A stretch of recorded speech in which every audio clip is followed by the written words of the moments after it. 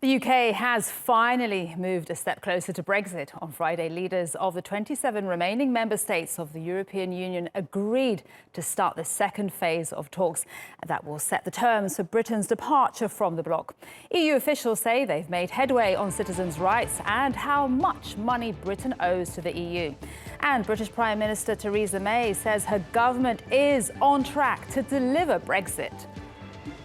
What people voted for last year was for us to leave the European Union, and we will leave the EU on the 29th of March 2019. But I think people also want us to do that in a smooth and orderly way that doesn't disrupt people's lives and doesn't disrupt businesses. And that's what we'll be delivering. We'll be delivering the Brexit that people voted for. But the narrative from the other EU leaders is much more measured. The European Council President Donald Tusk has warned that the second phase of talks will be the real test of unity for the remaining members of the EU. Our correspondent Simon McGregor-Wood is in Brussels, and he says that Britain and the European Union have very different expectations from the upcoming round of negotiations.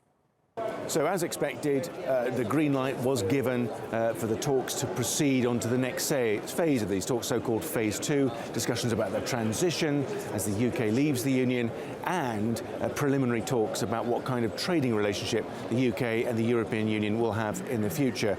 No one is predicting that this next phase is going to be any easier than the first. In fact, most people say it's going to be a lot more difficult. Why?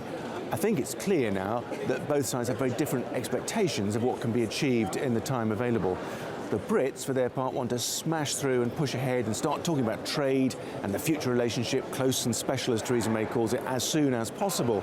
The EU is being very strict and saying, first of all, we can talk about the transition, and then we can slowly start to explore the future trading relationship. I think the two are on a very different kind of timetable, and I think for that reason alone, the talks over the course of the next 9 months are going to be extremely complex, and I'm sure we're going to have many, many confrontations.